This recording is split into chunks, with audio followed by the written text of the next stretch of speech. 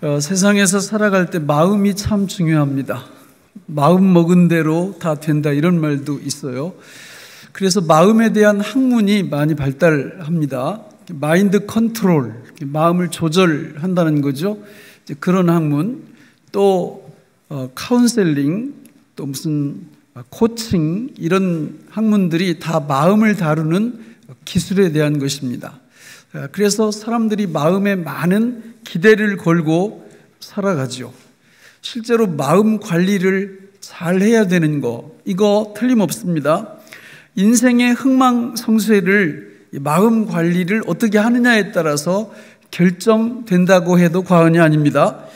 우리가 잘 아는 잠언 4장 23절 말씀은 이렇게 말씀하죠. 모든 지킬 만한 것 중에 더욱 내 마음을 지키라. 생명의 근원이 이에서 남이니라. 마음을 잘 지키면 생명 역사가 일어나고, 마음을 잘 지키지 못하면 반대로 사망 역사가 일어난다는 겁니다. 우리가 지켜야 될 것들이 많죠. 재산도 지켜야 필요할 때 쓸 수 있습니다. 가족도 잘 지켜야 되고, 또 교회도 잘 지켜야 됩니다. 우리 육신의 건강이 매우 중요하죠. 그래서 우리가 인사할 때도 이렇게 안녕하시냐 이렇게 물어보는데, 그 속에 뭐 건강, 안전 여러 가지 의미들이 다 들어있죠. 그래서 건강도 우리가 잘 지켜야 됩니다. 그러나 이 모든 것들을 잘 지키는 공통분모, 가장 중요한 것이 뭐냐면 역시 마음입니다. 마음을 다 잘 지켜야 그런 모든 것들을 다 잘 지켜낼 수가 있는 거죠. 우리는 그래서 이 마음이 굉장히 중요하다 이런 생각을 갖고 사는데, 오늘 우리가 다룰 본문은 거기다가 찬물을 끼얹어 버립니다. 우리 같이 한번 읽어볼까요? 잠언 28장 26절 시작. 자기의 마음을 믿는 자는 미련한 자요, 지혜롭게 행하는 자는 구원을 얻을 자니라. 지금 저 말씀이 대꾸거든요. 대꾸. 그래서 앞에 구절이 뒤에 구절과 이렇게 대꾸를 이뤄요. 자기의 마음을 믿는 자는 미련한 자요, 자기의 마음을 믿지 않는 자는 구원을 얻을 자니라. 그런 뜻입니다. 그러니까 이게 우리 마음이 전부인 줄 알고 살아가는 사람들에게는 저 굉장히 당혹스러운 말씀이에요.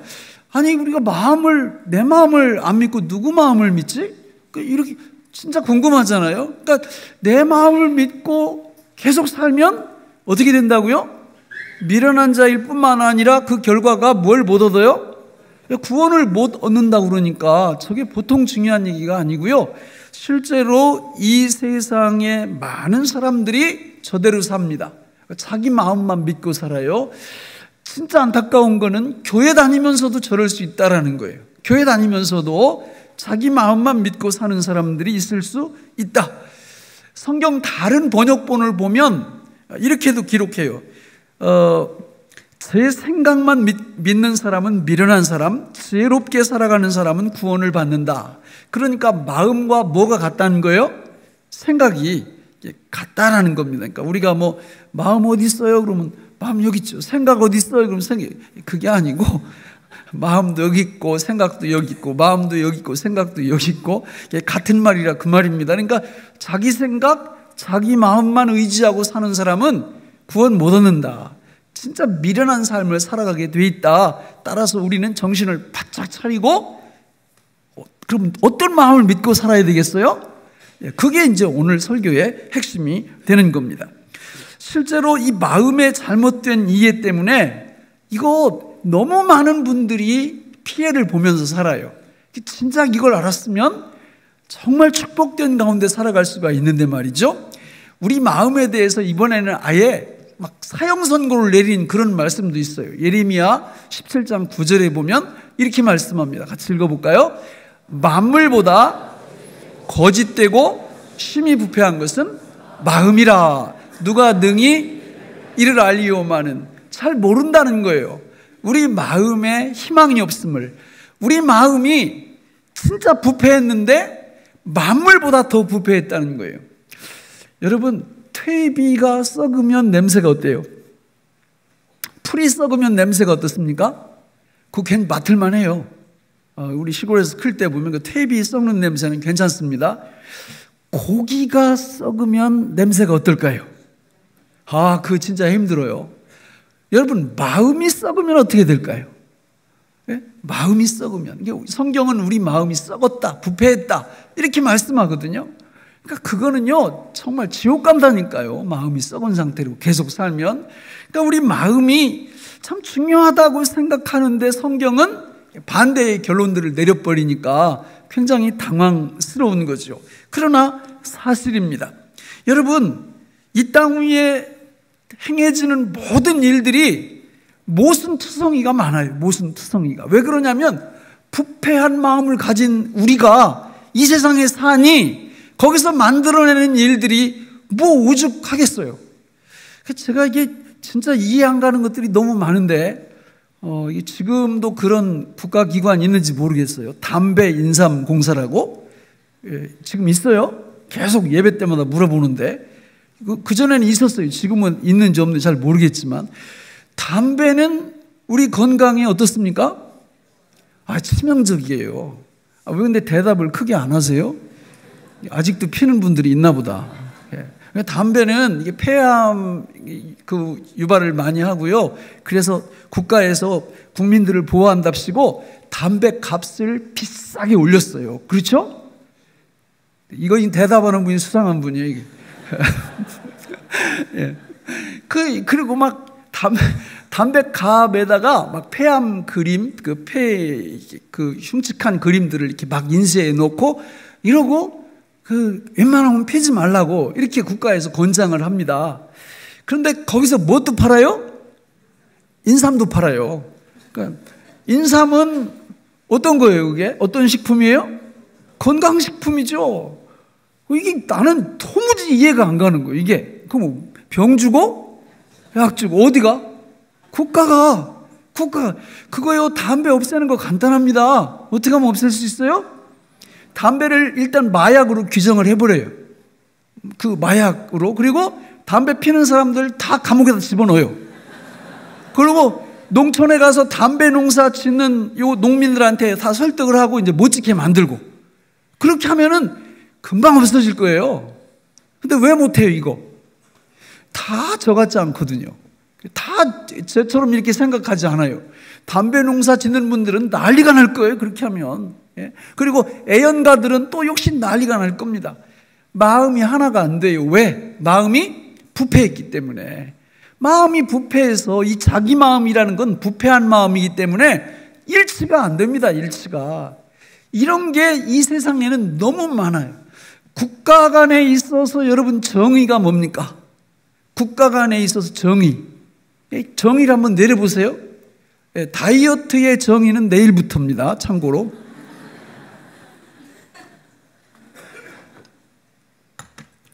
국가 간의 정의도 미국이에요, 미국.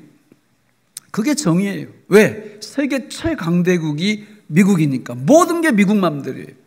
그 사람들 마음에 안 들면 우리는 살기가 상당히 힘듭니다. 그러니까 그게 안 입고 오면 뭘 기르면 돼요? 힘을 기르면 돼요. 여러분, 북한이 핵폭탄을 가지는 게 왜 안 됩니까? 이상하잖아요. 안 될 게 뭐가 있어요? 아니, 대한민국이 핵폭탄을 가지는 게 왜 안 됩니까? 이유는 딱 하나, 미국 사람들 마음에 안 드니까. 그 사람들이 가지라고 하면 가질 수 있는 거예요.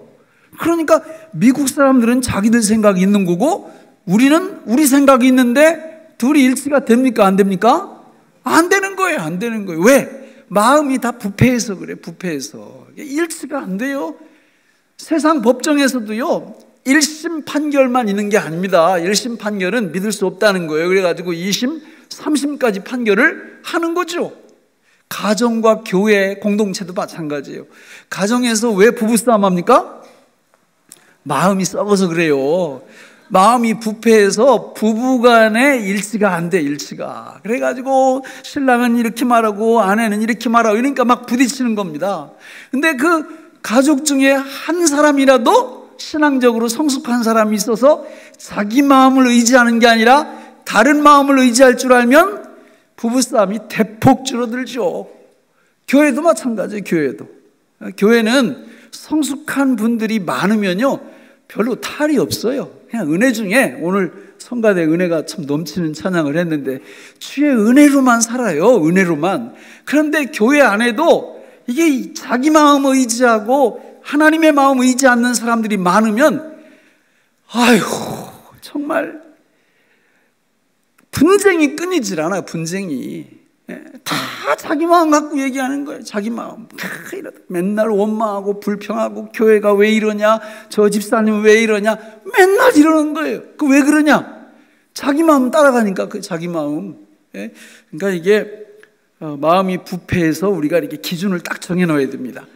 옆에 김 집사님 내가 비판하고 싶으면 딱 두 가지에 걸려들면 비판하세요. 첫째, 이 사람이 지금 성경에 어긋나고 있다. 그럼 얘기해도 돼요. 그거는 마태복음 7장 1절에 보니까 집사님 이렇게 하면 안 되잖아요. 이렇게 말하란 말이에요. 내 생각에는 이렇게 하지 말고. 또 두 번째는 현행법, 세상 법에 딱 어긋나. 지갑을 훔쳐간다든지 이러면 얘기해야지. 왜 훔쳐가느냐고. 그런 거 빼고는 비판을 하지 마세요. 다 그분들도 할 말이 있어요. 할 말이. 말할 줄 몰라서 안 하는 게 아니라, 그러니까 우리가 요 두 가지 빼고는 함부로 판단하면 결국 그 말에 의해서 내가 잡히게 되고 얽히게 됩니다. 왜? 우리 마음이 어땠니까요? 부패해 있으니까. 우리 마음이 썩었으니까. 이게 이 세상이 모순된 거예요. 하나님께서 선악과 따먹은 우리들에게 이런 증상을 딱 이렇게 보이게 만드셨는데 그 목적이 뭐냐? 두 손 들고 하나님 앞에 나오라는 겁니다. 겸손해지라는 거예요. 그게. 그런데 사람들이 겸손해지지 않고 끝까지 누구 마음 따라 산다? 자기 마음 따라 사는 거예요. 자기 마음 따라. 그럼 자기 마음 계속 따라서 살면 구원 못 받고 안타까운 결말을 맞이할 수밖에 없다는 거죠. 그래서 성경에 딱 보니까 마음 종류가 되게 많아요. 되게 많아. 근데 딱 정리하면 두 개. 그럼 마음이 두 개가 있느냐? 아니에요. 이따 말씀드리겠지만 마음은 두 개가 아니고 하나인데, 하나님이 그 마음을 우리한테 잘 이해할 수 있도록 가르쳐 주시느라고 마음 종류를 여러 가지로 표현합니다. 그 중에 지금 오늘 본문에 나오는 자기 마음은 성경의 다른 곳에 보면 옛마음, 옛사람, 겉사람 이런 말로 다 표현을 해요. 그게 이 망할 마음, 부패한 마음. 그런가 하면 하나님이 그 마음 대신 주신 마음은 새 마음, 새 사람, 속 사람. 성경에 이런 표현을 써요. 그러니까 이게 성경에 보니까 두 마음이 이렇게 딱 나오는데 이건 예수님을 안 믿는 분들한테는 말 하나마나 소용없습니다. 이해를 못합니다. 왜냐하면 예수님 안 믿는 분들은 누구 마음만 있어요? 자기 마음만 있어요. 자기 마음. 그러나 예수님을 믿게 되면 자기 마음 말고 다른 마음이 싹 들어와 버려요. 다른 마음이. 그래서 이게 사물을 보고 사물을 평가하는 것도 이 새 마음과 옛 마음이 전혀 달라요. 전혀 달라. 그러면 옛 마음은 다 나쁜 거냐? 아니에요. 오늘의 관점으로 볼 때 윤리 도덕적으로 하자가 없을 수도 있어요. 우리 옛 마음, 자기 마음, 우리의 겉사람의 생각과 마음이라 할지라도 윤리 도덕의 관점에서 볼 때 다 잘못됐다 이렇게 말할 수 없어요. 그러나 성경을 보고 세상에서 일어난 일을 판단할 때 보면은 하나님하고 다르다 그 말이에요. 하나님하고 달라요. 예를 들어서 이스라엘 백성들이 출애굽할 때 출애굽해서 광야 생활을 쭉 이렇게 살면서 그리고 가나안 땅에 들어가잖아요.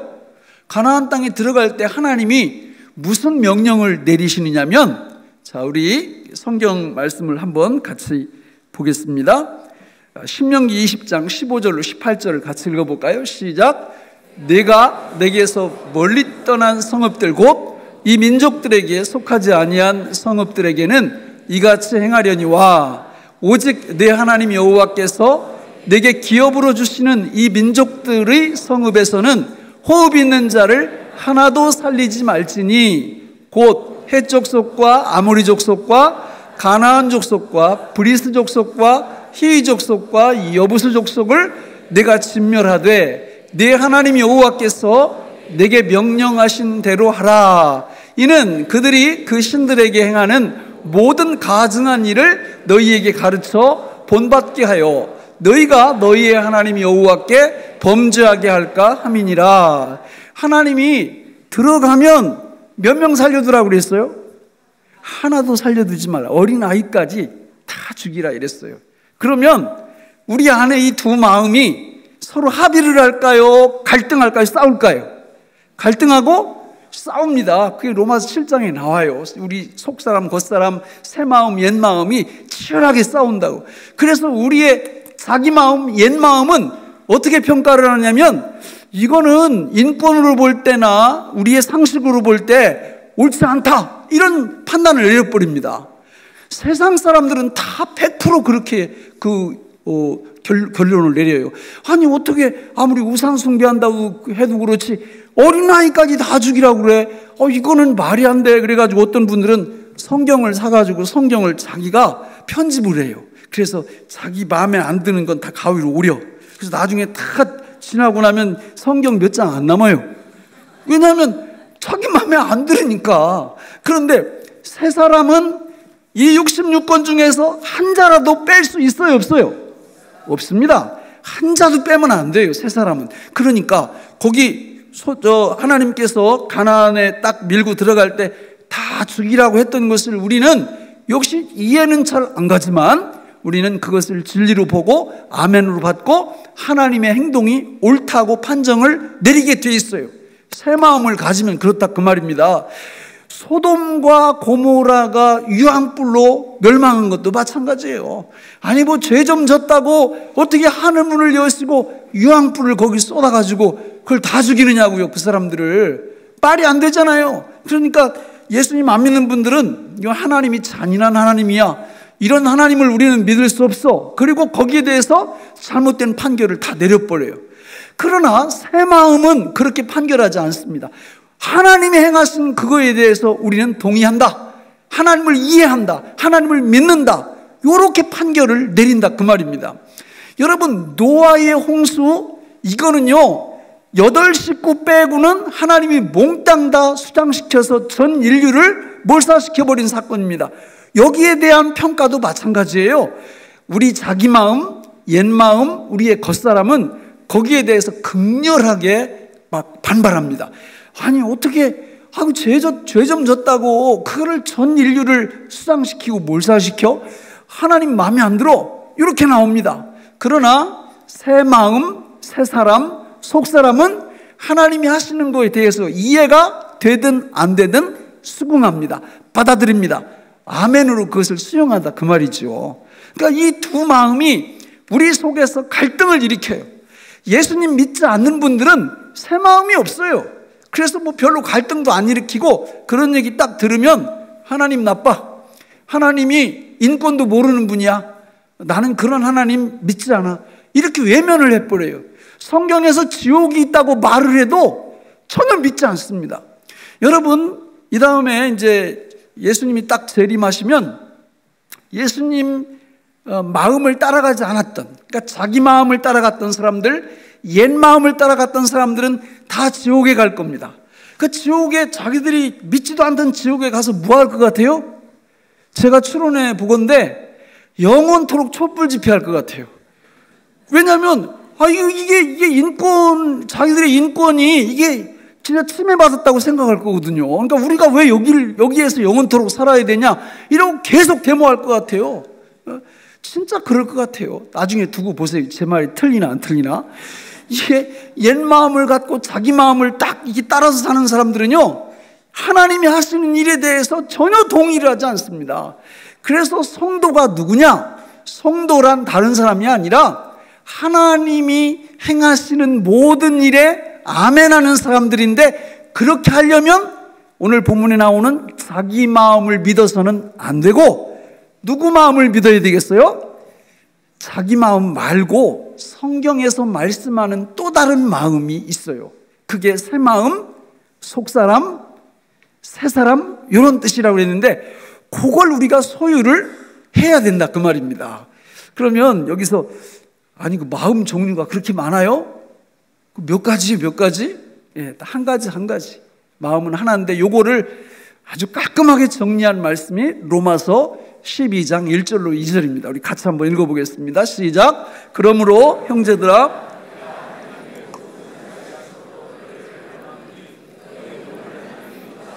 거룩한 산 제물로 드리라. 이는 너희가 드릴 너희는 이 세대를 본받지 말고 오직 마음을 새롭게 함으로 변화를 받아 하나님의 선하시고 기뻐하시고 온전하신 뜻이 무엇인지 분별하도록 하라. 저 2절을 보세요. 2절을 보시면 오직 마음을 어떻게 해요?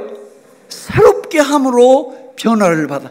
저걸 설명하시려고 옛마음, 새마음, 속사람, 겉사람 이렇게 분류를 해서 우리한테 이해하기 쉽게 한 거예요. 중요한 건 우리 원래 마음이 부패하고 썩고 죽고 생명력이 없었는데 어떤 현상이 딱 일어나면 그 마음이 생명을 얻고 새롭게 함으로 변화를 받는다는 거예요.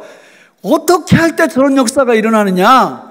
예수 그리스도를 믿을 때, 예수 그리스도를 믿을 때 우리 마음이 새로워진다는 거예요.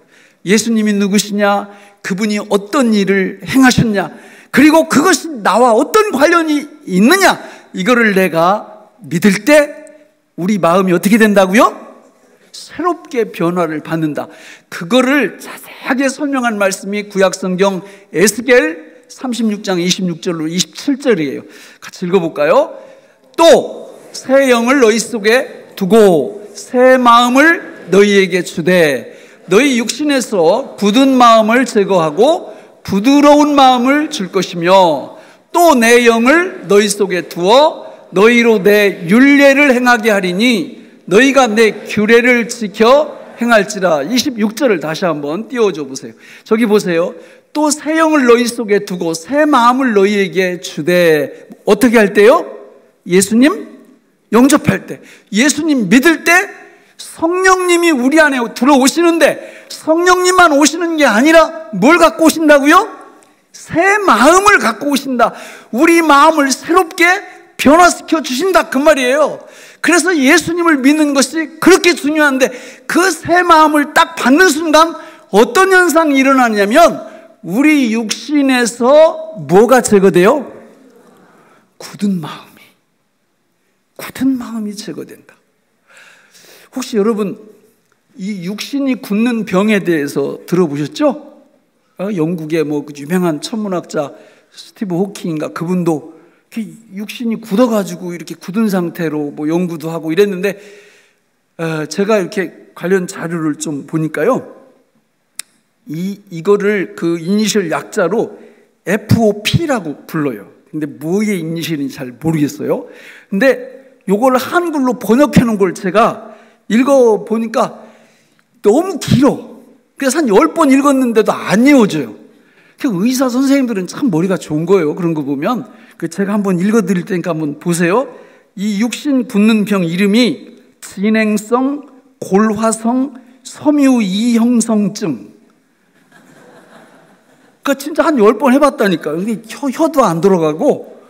야, 근데 이 질병에 한번 걸리면 뼈하고 우리 살 근육하고 이렇게 이제 붙어 있잖아요. 근데 근육하고 인대 또 힘줄 이런 것들이 기능을 잃어버리는 거예요. 그러니까 이 뼈가 이런 상태에서 그 병이 여기 딱 시작되면 평생 죽을 때까지 이러고 살아야 되는 거고요. 허리가 이렇게 숙여져 있는 상태에서 그게 딱 작동이 되면 허리를 못 펴요. 그러니까 그 병에 걸리면 여러분 본인도 너무 힘들고요. 가족들은 또 얼마나 힘들겠어요. 너무 힘든 거예요. 그 육신이 굳는 병에 걸리면. 그런데 오늘은 뭐가 굳어요? 마음이 굳으면요, 육신이 굳는 것보다 몇 천만 배 더 큰 저주입니다. 왜냐하면 마음이 굳은 상태가 되면 이런 말을 하거든요. 하나님이 어디 있어? 내가 하나님이지. 이게 딱 나와요. 그거는 마음이 굳었기 때문에 피조물이 창조주 하나님을 외면하고 부정하고 거부하는 겁니다. 마음이 굳어버리면요, 피조물 주제에 하나님이라고 스스로 생각하는 거예요. 그래서 멸망하는 겁니다. 여러분 생각을 해보세요. 마음이 굳으면 진짜 지옥 간다니까요. 마음이 굳으면. 그런데 예수 그리스도를 우리가 나의 구주로 영접하는 순간 누가 우리 안에 오신다고요? 성령님이 오셔서 그분이 어떤 일을 하신다고요? 우리의 굳은 마음을 제거하고, 무슨 마음을 주신다고요? 무슨 마음이요? 아이, 저기 써 있는 거예요. 아까 읽은 거. 굳은 마음을 제거하고, 저기 무슨 마음이요? 부드러운 마음이요. 부드러운 마음. 마음이 부드러우면요. 꼭 27절 띄워보세요. 마음이 부드러우면 어떤 역사가 일어나냐면 하나님의 율례를 순종하고 행하는 역사가 일어나요. 마음이 부드러우면. 그러니까 부드러운 마음의 반대는 뭐예요? 여러 가지 있지 뭐. 까칠한 마음, 그죠? 예, 아주 그냥. 그리고 또 무슨 마음이 있을까요? 까칠한 마음 말고.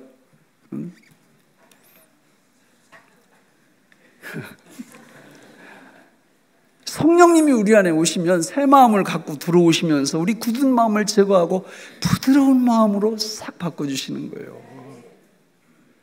그런 분들은요, 이게 여러분 마음에 쿠션이 생겨요. 쿠션. 베개 알죠? 쿠션 있는 베개. 예, 지혜로운 사람은 부부싸움 할 때 테레비 같은 거 이런 거 안 던져요. 베개를 던지지. 베개를 그냥 10번 막 던져도 끄떡 안 하잖아요. 그죠? 쿠션이 있으니까. 쿠션이.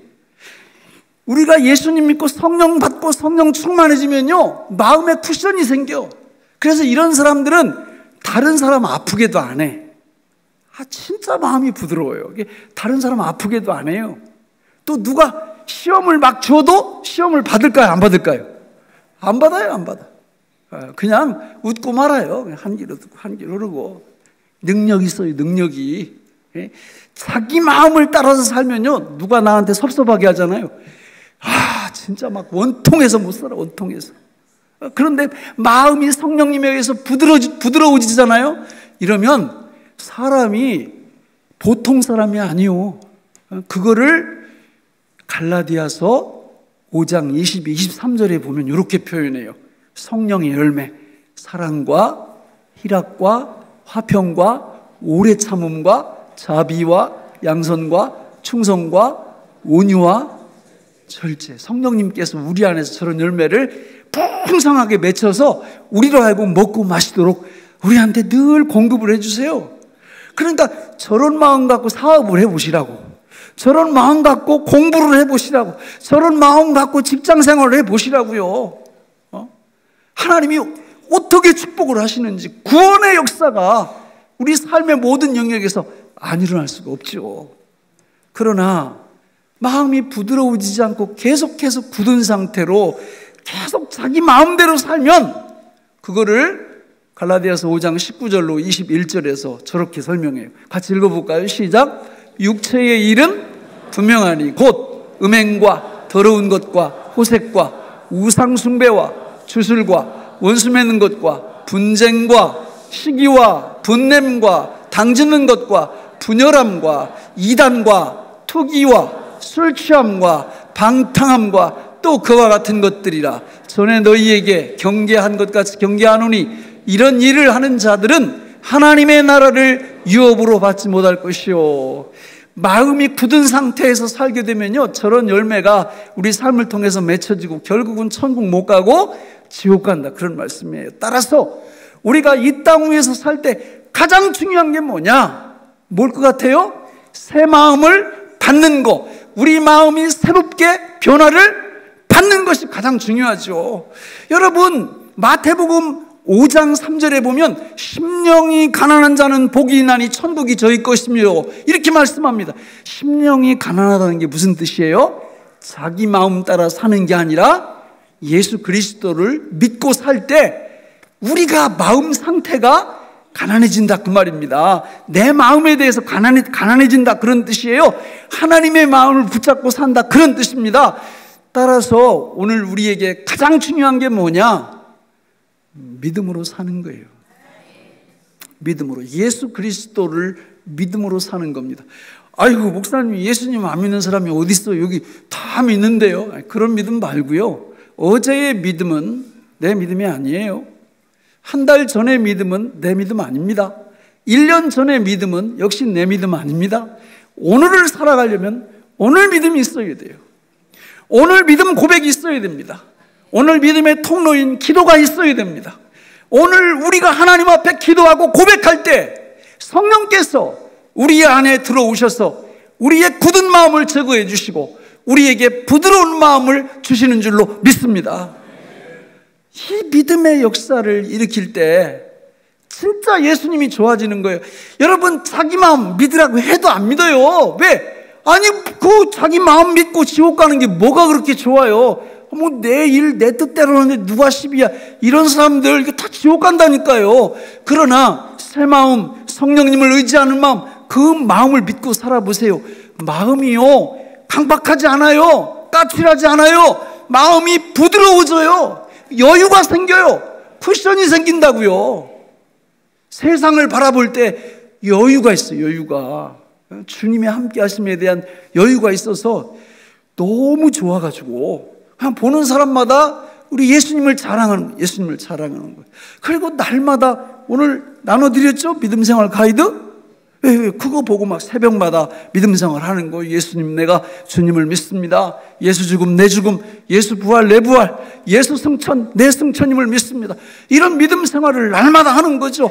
그 믿음생활 할 때마다 성령님께서 우리 굳은 마음을 제거해 주시고 부드러운 마음을 주시면서 위대한 믿음의 사람들로 하나님이 세워주실 줄로 믿습니다. 말씀을 맺겠습니다. 히브리서 11장이 무슨 장이에요? 믿음장이에요. 믿음장. 제가 일부 예배 때는 퀴즈를 내면서 상을 걸었어요. 상. 그리고 이제 거기서 그렇게 광고했어요. 2부, 3부 때는 상은 안 걸겠다고. 왜냐하면 정보가 다 새서 다 아는 분도 있을 것 같아가지고. 여러분, 히브리서 11장에 믿음장인데요, 믿음에 대한 말씀이 무진장 많이 나와요. 그런데 믿음으로 에녹은, 믿음으로 노아는, 믿음으로 아브라함은, 요렇게 믿음으로 요 말이 몇 개 나왔는지 아시는 분? 예? 몇 개요? 24개.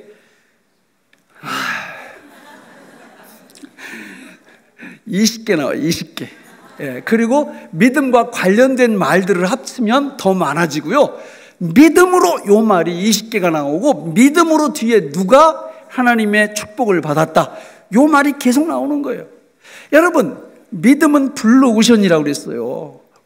무주공산이에요. 역대하 16장 9절에 보면 우리 하나님이 이 온 땅을 두루 감찰하시면서 누가 믿음으로 행하나, 누가 믿음으로 사나, 이거를 살펴보신다고 그랬어요. 그래서 그 사람이 믿음이 딱 보이면 거기에 역사를 해주시겠다고 약속을 해주셨거든요. 오늘 우리가 하나님 앞에서 정말 예수 그리스도를 믿는 그 믿음, 날마다 신실하게 반복되는 그 믿음만 있다면 우리 하나님께서요, 우리 마음 새롭게 해주셔서 굳은 마음으로 살게 하시는 것이 아니라 부드러운 마음으로 이 땅 위에서 살게 하심으로 하나님의 위대한 믿음의 백성들이 되게 해주실 줄로 믿습니다. 이 놀라운 은혜를 우리가 날마다 누리며 살아가시기를 예수님의 이름으로 축원합니다. 기도하겠습니다. 하나님 아버지, 오늘 우리에게 주신 이 말씀이 생명의 양식이 되게 하여 주옵소서. 예수님의 이름으로 기도하옵나이다. 아멘.